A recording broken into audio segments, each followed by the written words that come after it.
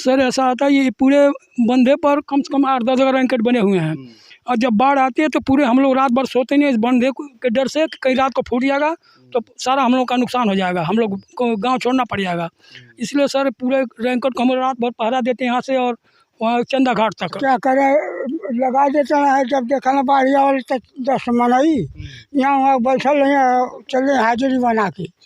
हाँ बस हाजिरी बना के चल रहे, कुछ करिए धरिए नहीं।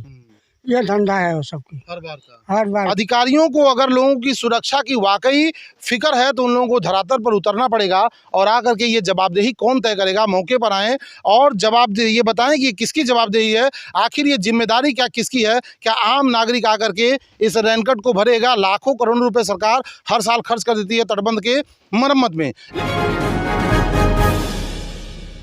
गोरखपुर के कोड़ीराम ब्लॉक अंतर्गत पड़ने वाले बेला मलाव तटबंध पर हमारी मौजूदगी है।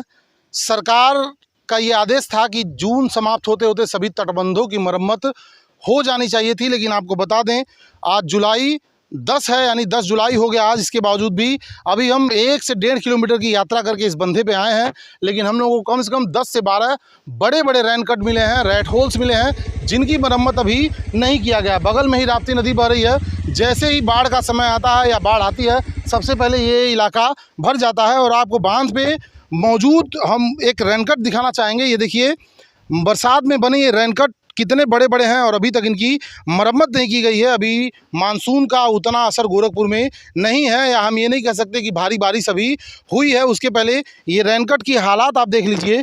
ये इस हिस्से का जो रैनकट है नीचे तक बना हुआ है, आपको अंदर दिखाएंगे। कम से कम 5 से 6 फीट गहरा अंदर रैनकट है। और ये जो बांध का ये किनारे का हिस्सा है, ये 2 भागों में बट गया है। अगर इस दौरान बाढ़ आती है तो आसपास के सटे जो गांव हैं उनकी क्या दशा होगी। आपको कह सकते हैं कि एक तरह से आधा बांध तो बरसात में बह चुका है। अभी उतना बरसात हुआ भी नहीं, मानसून का असर गोरखपुर में अभी उतना नहीं है। सरकार करोड़ों रुपए धड़ल्ले से खर्च कर रही है लोगों की सुरक्षा के लिहाजन, लेकिन जो धरातल पर काम है वो धरातल पे उतरने के बाद ही नज़र आएगा। इतने बड़े बड़े रैनकट आपको बता रहे हैं, अभी 1 से 1.5 किलोमीटर की ही यात्रा हम लोग की हुई है और ऐसे 8 से 10 रैनकट हम लोग को बड़े बड़े मिले हैं जो राप्ती नदी से ठीक सटा ये तटबंध है, बेला मलाव तटबंध है। आपको बता दें बगल में ही राप्ती नदी बहती है और ऐसे बड़े बड़े रैनकट बने हुए हैं 2-2। अब ये जो किनारे का हिस्सा है आपको दिखाएंगे, ये 2 भागों में बढ़ चुका है और लगभग 5 से 6 फीट नीचे, उसके नीचे तक तो नज़र नहीं जा रही है, 5 से 6 फीट नीचे तक गहरा गड्ढा बना हुआ है और आपको नीचे तक ये रैनकट होता हुआ दिखाई दे रहा। बड़े बड़े रैट होल्स हैं। अगर बाढ़ आती है तो सुरक्षा के दृष्टिगत क्या व्यवस्थाएं की गई हैं, आसपास के जो गांव हैं वो मुसीबत में पड़ जाएंगे। बाढ़ आने के दौरान अधिकारियों की दौड़ा धूपी चालू हो जाती है, लेकिन बड़ा सवाल ये है कि समस्या आने के पहले उसका समाधान क्यों नहीं किया जाता, उसके बचाव के लिए प्रयास क्यों नहीं किया जा सकता।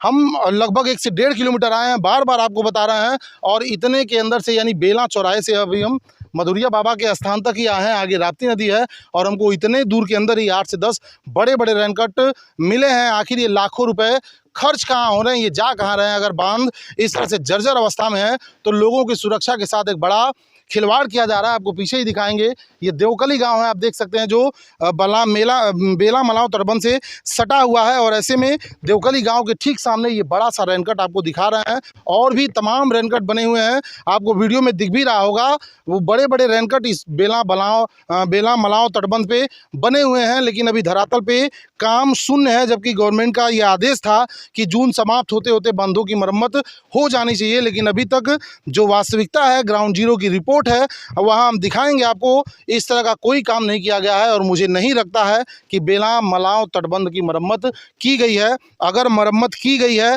तो बांध की ये दशा कैसे है? अगर आपको हम नीचे उतर के इसमें दिखाएंगे तो 4 से 5 फीट गहरा ये रैनकट आपको दिख रहा होगा। ये पूरा बंधा 2 भागों में बट गया है और इसी तरह के कई रैनकट पीछे हमको मिले हैं और उसमें से ये सबसे बड़ा रैनकट आपको दिखा रहे हैं। पीछे जो रैनकट मिले हैं ये नहीं कह सकते कि वो रैनकट इससे छोटे थे, लेकिन यहाँ देख सकते हैं ये जो किनारा है बांध का, ये 2 हिस्सों में बट चुका है और 5 से 6 फीट नीचे गहरा गड्ढा होते हुए सीधे नीचे जा रहा है। ऐसे में अगर बाढ़ आती है तो आम लोगों के जीवन के साथ एक बड़ा खिलवाड़ साबित हो सकता है। लोगों की जो रोज़मर्रा के जीवन शैली है वो प्रभावित हो जाती है। अगर यहाँ बाढ़ के दौरान तटबंध कटता है तो सैकड़ों गाँव प्रभावित हो जाएंगे। ऐसे तमाम 1 से 1.5 किलोमीटर के अंदर 8 से 10 बड़े बड़े रेनकट हम लोग अभी देख करके आ रहे हैं और एक रेनकट हम आपको सामने दिखा रहे हैं। सभी रेनकट के पास खड़े होकर के वीडियो बनाना पॉसिबल नहीं है, आपको दिखाएंगे। ये रेनकट यहाँ से शुरू होता हुआ देख सकते हैं,